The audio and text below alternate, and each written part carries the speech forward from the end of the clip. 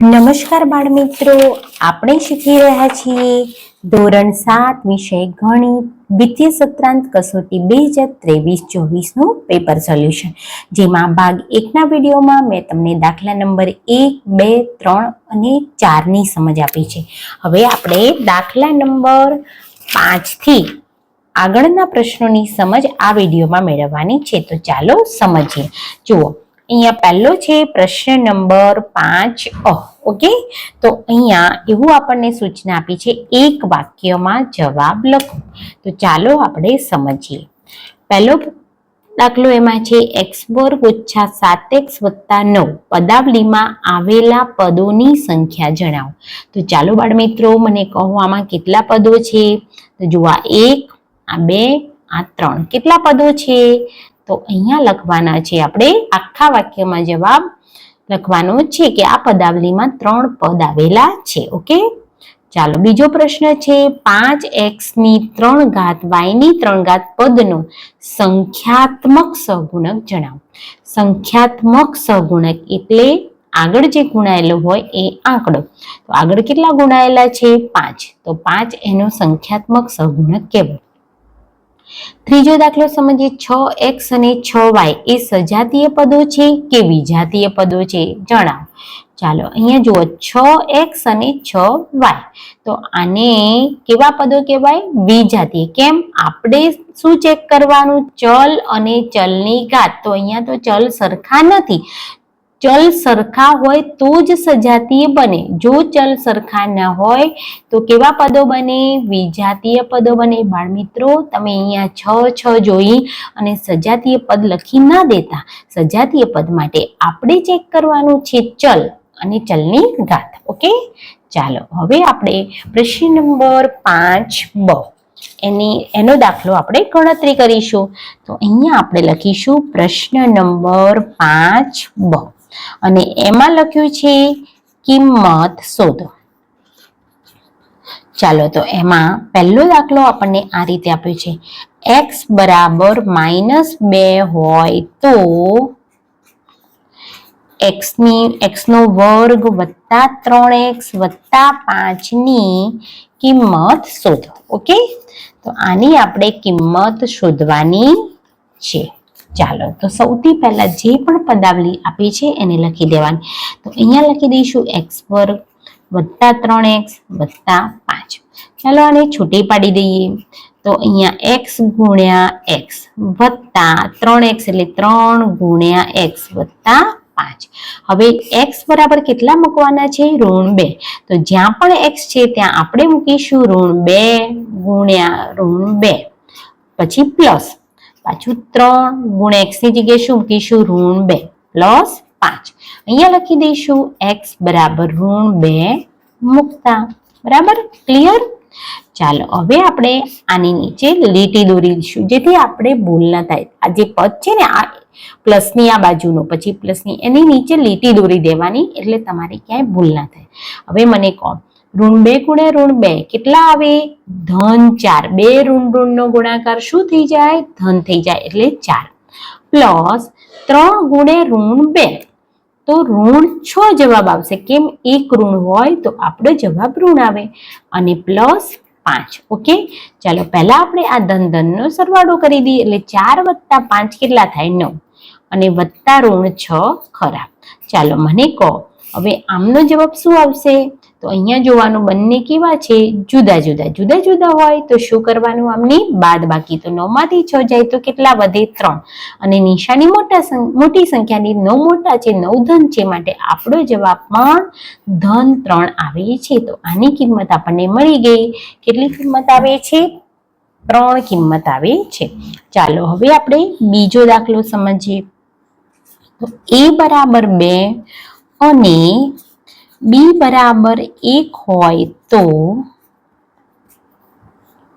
a² - b² ની કિંમત શોધો. બરાબર, આપણને આવો દાખલો આપ્યો છે. તો ચાલો પહેલા તો આપણે જે પદાવલી આપી છે એને લખી દઈએ. તો a² - b². હવે આને છૂટી પાડી દેવાની એટલે a ગુણ્યા a ઓછા b ગુણ્યા b.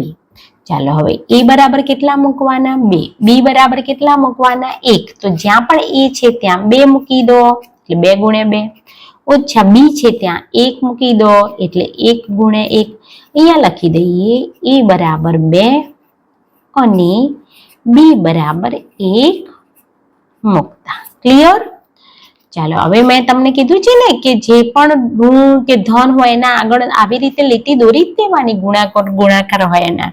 તો 2 દુ 4 ઓછા 1 એકા 1. હવે મને કહો 4 માંથી 1 જાય તો કેટલા વધે? 3. તો આની કિંમત પણ આપણને કેટલી મળી છે? 3 મળી છે. ચાલો હવે આપણે ત્રીજો દાખલો સમજીએ. તો ત્રીજો દાખલો આપણને આવું કે છે m બરાબર 3 હોય તો m ની 3 ઘાત ઓછા 3 કૌંસમાં m ઓછા 5 ની કિંમત શોધો. બરાબર, આપણને આવું આપ્યું છે.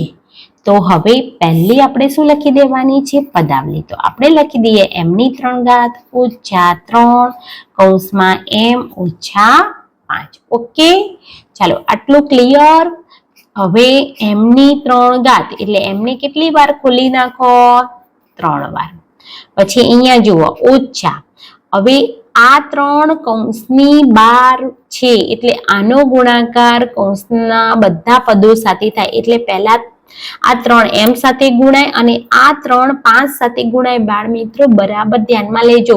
તમે શું કરો છો? 3 m તો લખી દો છો, પછી 5 m ના m લખી દો છો. આ 3 નો અને 5 નો ગુણાકાર થાય એટલે બરાબર મગજમાં ધ્યાન રાખો. બરાબર, ચાલો તો પહેલા 3 અને m નો ગુણાકાર કરીએ એટલે 3m.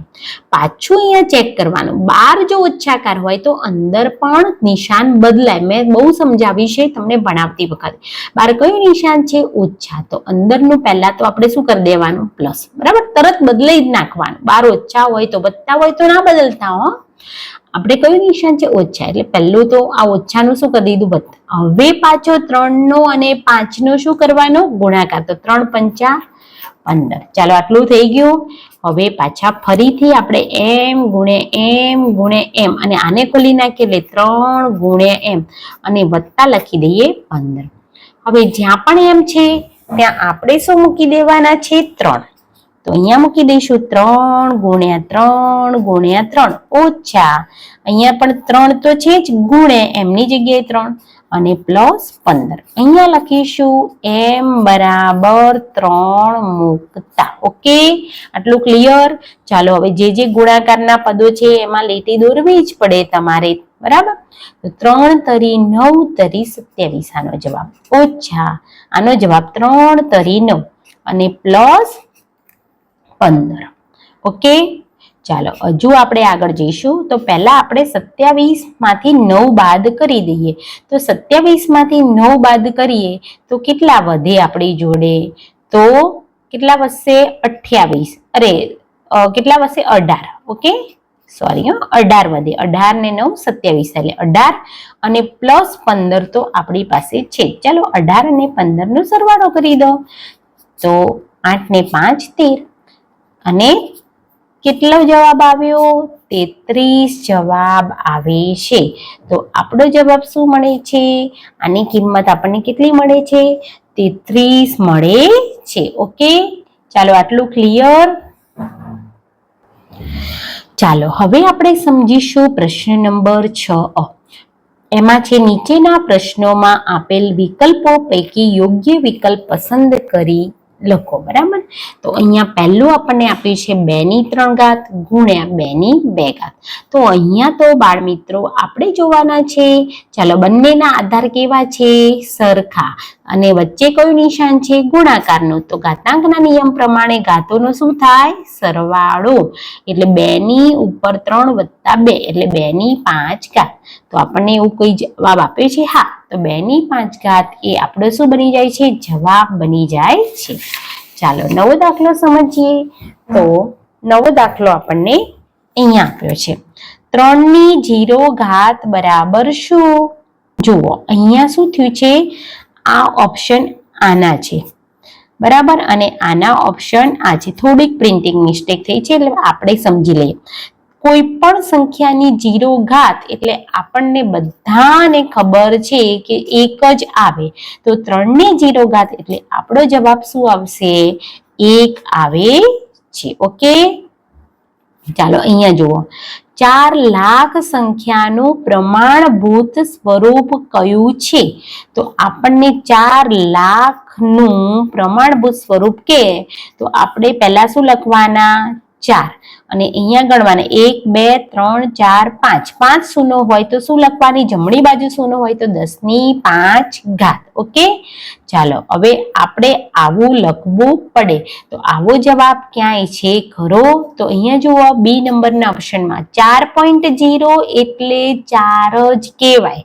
બરાબર, પાછું એમ ના કહેતા કે નથી, અહીંયા તો પોઈન્ટ આપ્યું છે. 4 લખો કે 4.0 લખો, આમાં કોઈ ફરક કહેવાય નહીં. બરાબર, આને પાછળ પોઈન્ટ લગાડો 4 ના પાછળ અને પછી ગમે એટલે 0 મૂકી શકાય, કોઈ કિંમતમાં ફરક પડે નહીં. તો આપણો જવાબ શું આવશે? બી, 4.0 ગુણ્યા 10 ની 5 ઘાત. ઓકે, ચાલો હવે ચોથા નંબરનો પ્રશ્ન સમજીએ. 7.9 ગુણ્યા 10 ની આવું છે, 7.9 ગુણ્યા 10 ની 2 ઘાત. તો આપણે અહીંયા જુઓ, દશાંશ ચિહ્ન કાઢી અને સાદા સ્વરૂપમાં આપવાનું છે. પ્રમાણભૂત સ્વરૂપમાંથી આપણે સાદું સ્વરૂપ મૂકવાનું છે. તો અહીંયા આપણે જોવાનું કે 10 ની 2 ઘાત એટલે કેટલા થાય? તો અહીંયા આવું લખી શકાય, 7.9 ગુણ્યા 100. 10 ની 2 ઘાત એટલે 10 નો વર્ગ એટલે 100. બરાબર, ચાલો હવે આ દશાંશ ચિહ્ન આપણે અહીંયા જોવાની, કેટલી શૂનો છે? 2. તો દશાંશ ચિહ્નને 2 કૂદકા મરાવવાના. તો આપણું દશાંશ ચિહ્ન અહીંયા છે એટલે પહેલો કૂદકો એટલે 9. બરાબર, અને બીજો કૂદકા માટે આપણી જોડે કઈ છે નહીં એટલે આપણે ઘરની શૂન્ય લગાવવી પડે. તો 7.9 ગુણ્યા 10 ની 2 ઘાત એટલે શું આવશે? 790. તમને સમજ પડી હું જે કહેવા માંગુ છું?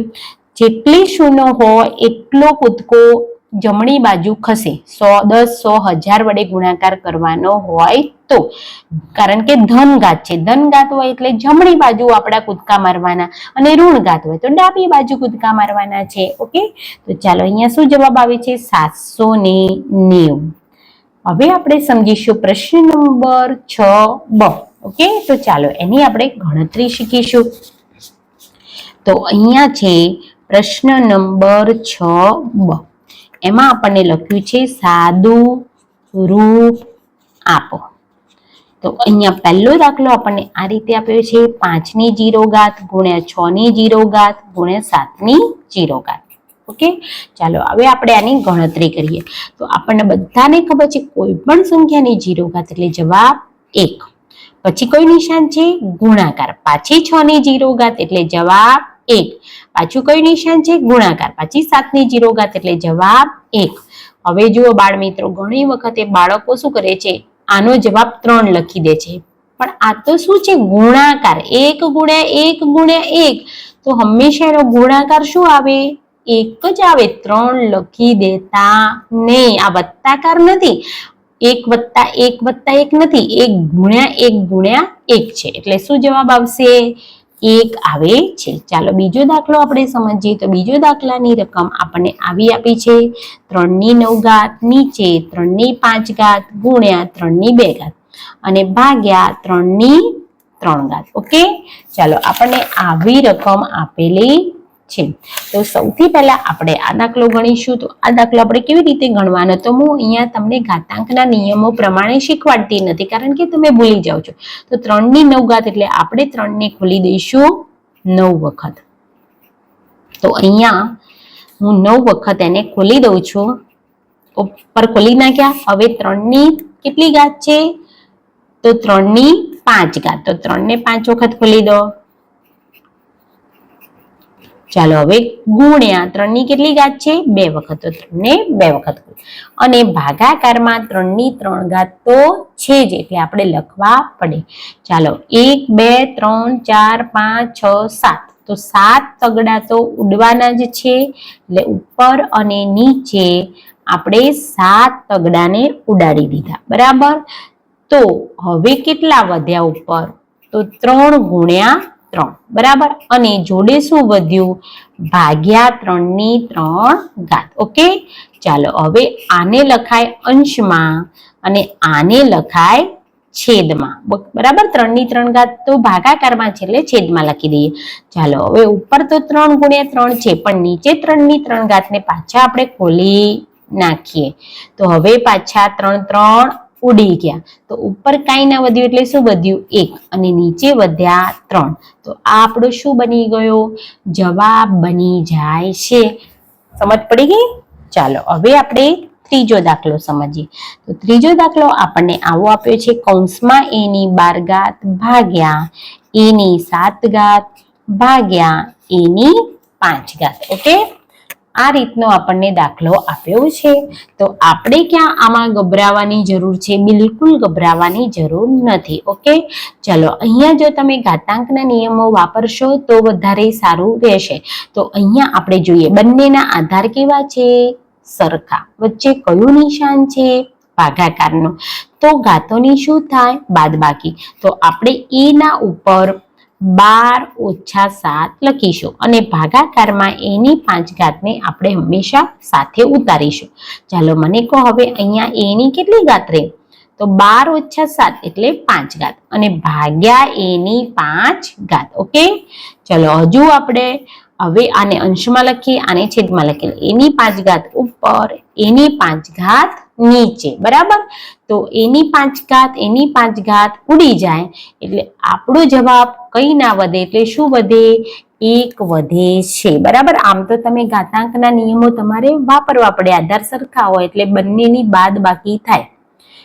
a ની 5 - 5 એટલે એની 0 ઘાત બરાબર 1, પણ તમે એમાં ભૂલ કરો એટલા માટે મેં અંશ અને છેદમાં લખાવી દીધું અને અહીંયા ઉડાડી દીધું. બરાબર, અથવા તો તમે આમ પણ લખી શકો. જુઓ આમાં, અથવા a ની 5 ઘાત એટલે એને 5 વખત ખોલો, નીચે પણ એને 5 વખત ખોલો તો બધા ઉડી જશે. એ તો શું વધશે? 1. તો આમ પણ ગણતરી કરી શકો. બરાબર ને? ચાલો તો આ રીતે તમારે ગણતરી કરવાની છે. હવે આપણે સમજીશું પ્રશ્ન નંબર 7. તો પ્રશ્ન નંબર 7 આપણને આવું કહે છે.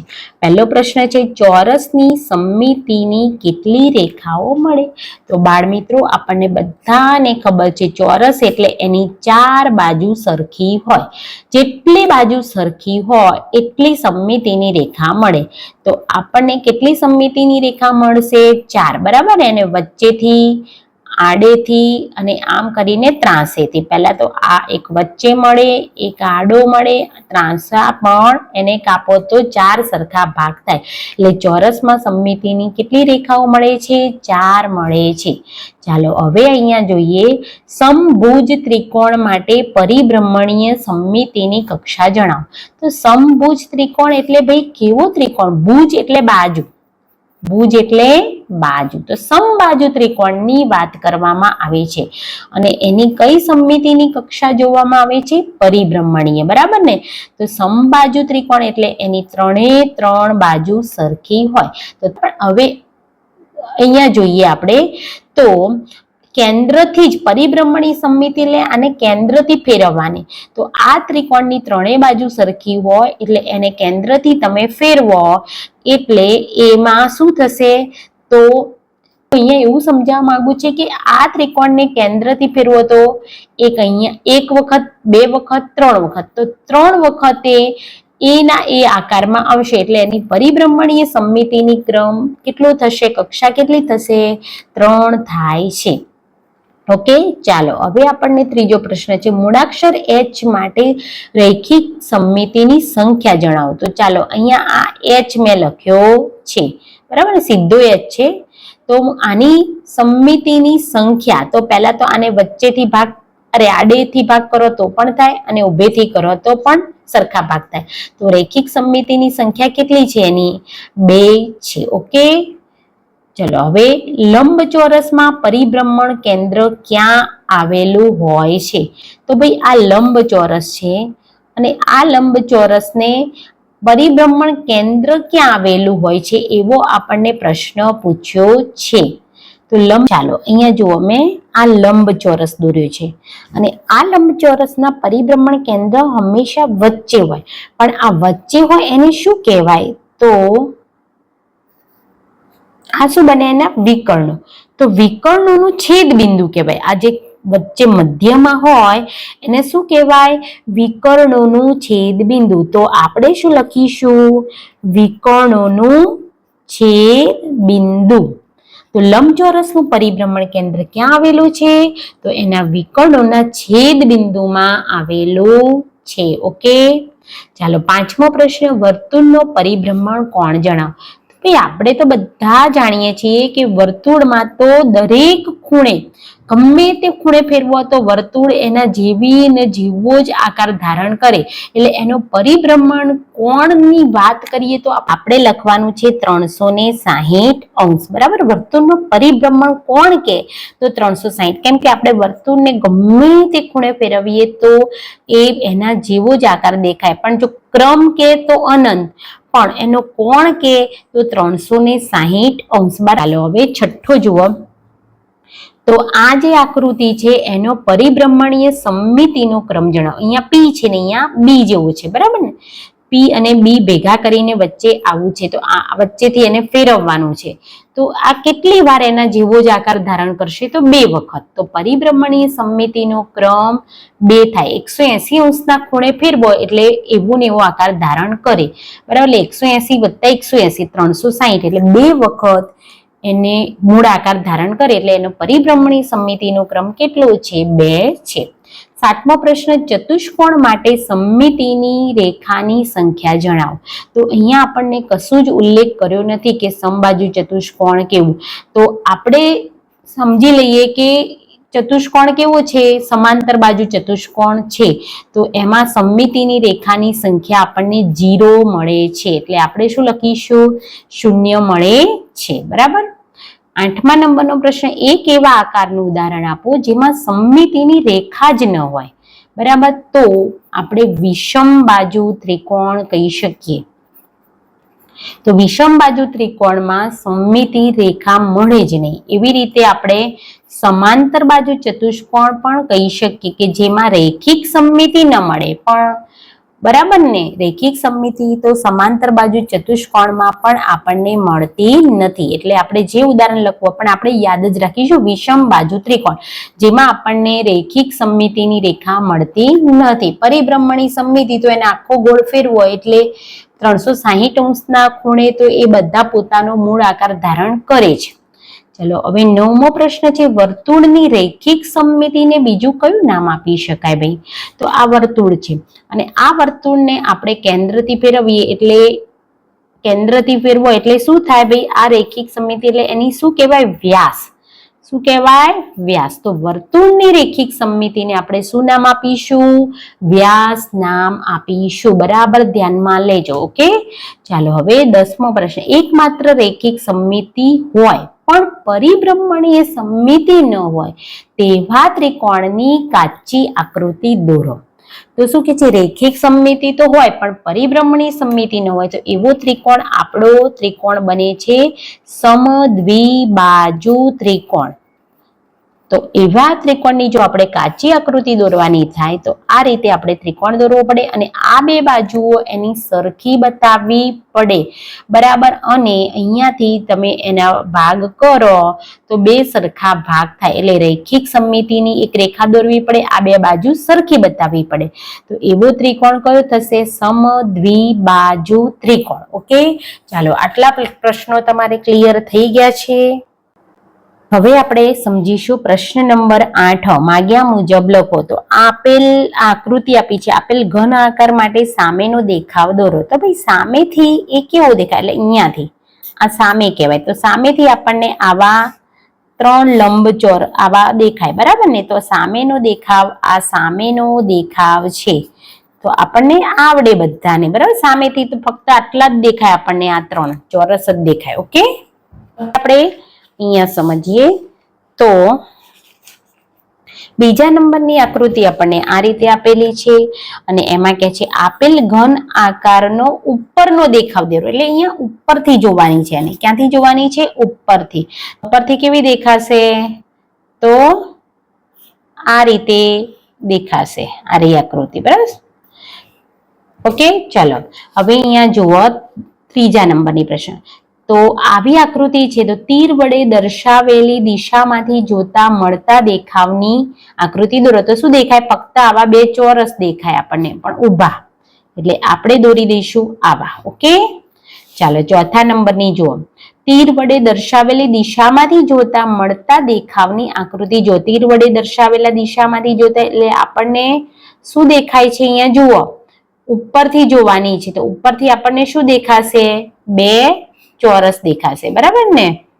આવી રીતે આ એક દેખાશે અને એક આ બીજું દેખાશે. એટલે આવી રીતે બે ખાલી આપણને આવા દેખાશે ચોરસ. ચાલો હવે પ્રશ્ન નંબર 2 સમજીએ. માંગ્યા મુજબ લખો. તો અહીંયા આપણને એક સમઘન બધા ગોઠવીને આપ્યા છે. તો શું કે છે? આપેલ ગોઠવણીમાં કેટલા સમઘન છે તે જણાવો. તો બહુ સિમ્પલ પ્રશ્ન છે, ગણવા જવાનું નથી.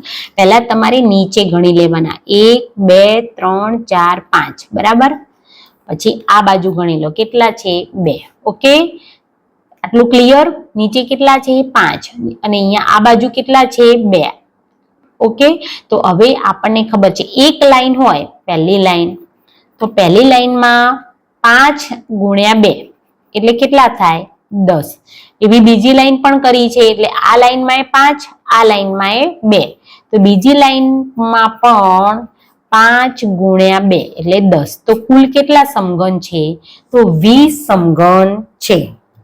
સમજીએ. 2 સેમી બાજુ ધરાવતા બે સમઘન પાસે ગોઠવીને લંબઘન બનાવેલ છે. તેની આકૃતિ દોરો તથા તેની લંબાઈ અને પહોળાઈ જણાવો. તો પહેલા તો જુઓ કેટલી સેમી બાજુ ધરાવતા? 2 સેમી ધરાવતા બે સમઘનને આપણે કેવા ગોઠવવાના છે? પાસે. અને શું બનાવવાનું છે? લંબઘન. તો આપણે આ રીતે ગોઠવવા પડે. આ સમઘન, પછી એક આ સમઘન. બરાબર? હવે એને આપણે ગોઠવી દીધા હોય એટલે આપણી જોડે લંબઘન તો બની જશે. બનશે ને? આવો આ રીતનું આપણે લંબઘન બનશે. બે સમઘન જો પાસે ગોઠવીએ તો આપણી જોડે આવી આકૃતિ તૈયાર થશે. હવે શું કે છે? એની લંબાઈ અને પહોળાઈ જણાવો. તો પહેલા આપણે આકૃતિ દોરવાની છે, પછી લંબાઈ. એટલે આ 2 સેમીનો, આ 2 સેમીનો, તો કુલ કેટલી સેમી થઈ? 4 સેમી. અને આ તો 2 સેમી છે જ. ઓકે, તો લંબાઈ કેટલી થઈ? 4 સેમી. તો અહીંયા આપણે લખીશું લંબાઈ બરાબર 4 સેમી. અને પહોળાઈ કેટલી થઈ? તો પહોળાઈ બરાબર 2 સેમી. Okay, clear? બરાબર. ચાલો હવે અહીંયા જુઓ. સમઘનના ફલકની સંખ્યા તેમજ ધારની સંખ્યા જણાવો. તો આપણને બધાને ખબર છે. બરાબર ને? સમઘન તો આપણે બધાએ જોયેલો છે. તો અહીંયા હું સમઘન દોરું છું એટલે તમને ખબર પડે. આ સમઘન છે, એના ફલક એટલે એની સપાટી. તો કેટલી સપાટી હોય? તો ઉપર નીચે એટલે 2 3 4 5 6. તો ફલકની સંખ્યા કેટલી છે? તો ફલક બરાબર 6. અને ધાર એટલે રેખાખંડો. તો અહીંયા 1 2 3 4, પછી નીચે પણ 4 8 અને 9 10 11 12. તો ધાર કેટલા છે? 12 છે. તો બાળ મિત્રો, આ રીતે તમારે શાંતિથી ફલક, ધાર આ બધું જ ગણવાનું થાય છે અને બિલકુલ ગભરાવાની જરૂર નથી. આ રીતે તમારે આખું પેપર સોલ્વ કરવાનું છે. તો બાળ મિત્રો, અહીંયા મેં ભાગ 2 ના વિડીયોમાં પ્રશ્ન નંબર 5, 6, 7 અને 8ની સમજ તમને આપેલી છે. મારો વિડીયો તમને ઉપયોગી લાગે, એમાંથી તમને થોડી પણ મદદ મળી હોય તો વિડીયોને લાઈક કરી દેજો. ચેનલને હજુ સુધી સબસ્ક્રાઇબ ન કરી હોય તો મહેરબાની કરીને પ્લીઝ એને સબસ્ક્રાઇબ કરી દેજો. અને નવા વિડીયોના આવા જ નવા વિડીયો તમને એના નોટિફિકેશન મળે એ માટે બેલ આઇકોન પર ક્લિક કરી દેજો. ચાલો મળીશું નવા વિડીયોમાં.